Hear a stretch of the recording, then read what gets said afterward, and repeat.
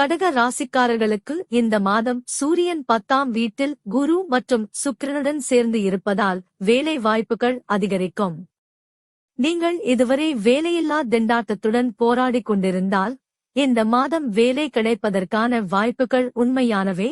எனவே சிறந்த வாய்ப்புகளுக்கு முயற்சி செய்யுங்கள்.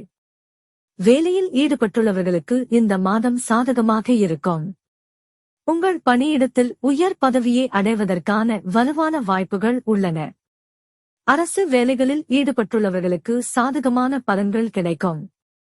7ஆம் வீட்டிற்கு அதிபதியான சனி சொந்த ராசியில் 8ஆம் வீட்டில் வலுவாக அமர்வதால் வியாபாரம் பலப்படும். உங்கள் வியாபாரத்தில் சில மாற்றங்களைச் செய்ய விரும்பினால் நேரம் பொருத்தமானதாக இருக்கும். நீங்கள் சரியான திசையில் முன்னேற முடியும். இது வணிகத்தில் உங்களுக்கு வெற்றியைத் தரும் மற்றும் சரியான வகையான முன்னேற்றத்தையும் பெறலாம். வெளிநாட்டு பயணங்களின் உதவியுடன் உங்கள் வணிகம் வளர்ச்சியடையும் மற்றும் சில ரகசிய ஆதாரங்களையும் பயன்படுத்தலாம். 5ஆம் வீட்டின் அதிபதியான செவ்வாய் மாத தொடக்கத்தில் 9ஆம் வீட்டில் தங்குவார். இது மாணவர்களுக்கு படிப்பதற்கான வாய்ப்பையும் வழங்குகிறது மற்றும் அவர்களில் உற்சாகமும் ஆர்வமும் நிறைந்திருக்கும். இந்த ராசி மாணவர்கள் படிப்பில் கவனம் செலுத்தி படிப்பில் சிறப்பாக செயல்படுவார்கள். 4ஆம் வீட்டின் அதிபதியான சுக்கிரன் 10ஆம் வீட்டில் அமர்ந்து 7வது வீட்டில் அமர்ந்து மாத தொடக்கத்தில் இருக்கிறார்.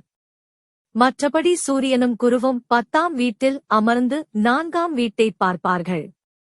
இதிலிருந்து குருவின் அம்சம் 2வது வீட்டில் இருப்பதால் முன்னோர்களின் தொழிலில் லாபம் கிடைக்கும். இது குடும்ப வருமானத்தில் அதிகரிப்பை ஏற்படுத்துவதோடு குடும்பத்தில் மகிழ்ச்சியையும் அதிகரிக்கும். வெவ்வேறு குடும்ப உறுப்பினர்களுக்கு பரஸ்பர அன்பு, சடங்கு மற்றும் மரியாதைக்கு போதுமான நேரம் இருக்கும். 5ஆம் வீட்டின் அதிபதியான செவ்வாய் 9ஆம் வீட்டில் அமர்வார். 9ஆம் வீட்டில் செவ்வாய் அமைவது உங்கள் காதல் வாழ்க்கையை வலுவாக்கும் மற்றும் உங்கள் காதலியுடன் நீண்ட பயணத்திற்கான வாய்ப்புகள் உயரும். ஜாதகக்காரர்கள் தங்கள் துணையுடன் நல்ல நேரத்தை செலவிடுவார்கள். உங்கள் வாழ்க்கை துணை சுறுசுறுப்பான வேலையில் ஈடுபடுவார், ஆனால் தனிநபர்களிடையே குறைவான தெளிவு இருக்கலாம். குடும்பம் மற்றும் உங்கள் மாமியார் இடையே லேசான மோதல்கள் ஏற்படுவதற்கான வாய்ப்புகள் உள்ளன மற்றும் பிரச்சனைகளை தவிர்க்க முயற்சி செய்யுங்கள், இதனால் உறவு அழகாக இருக்கும். சனியும் இந்த மாதம் முழுவதும் 8ஆம் வீட்டில் அமர்வதால் எதிர்பாராத செலவுகள் அதிகரிக்கும். சனி கிரகம் பழைய சொத்துக்களை வாங்குவதற்கும் விற்பதற்கும் அல்லது மூதாதையர் சொத்துக்களை திறமையாக வழங்குவதற்கும் உதவும். 8ஆம் வீட்டில் சனி அமர்ந்து செவ்வாய் ராகு 9ஆம் வீட்டில் அங்காரக தோஷத்தை உண்டாக்கும். இது ஆரோக்கியத்தில் ஏற்ற இறக்கங்களை ஏற்படுத்தும். எனவே ராசிக்காரர்கள் இதில் கவனமாக இருக்க வேண்டும். பரிகாரம்: பழங்குடியினர் ஸ்ரீ பஜ்ரங் பானை தவறாமல் ஓத வேண்டும்.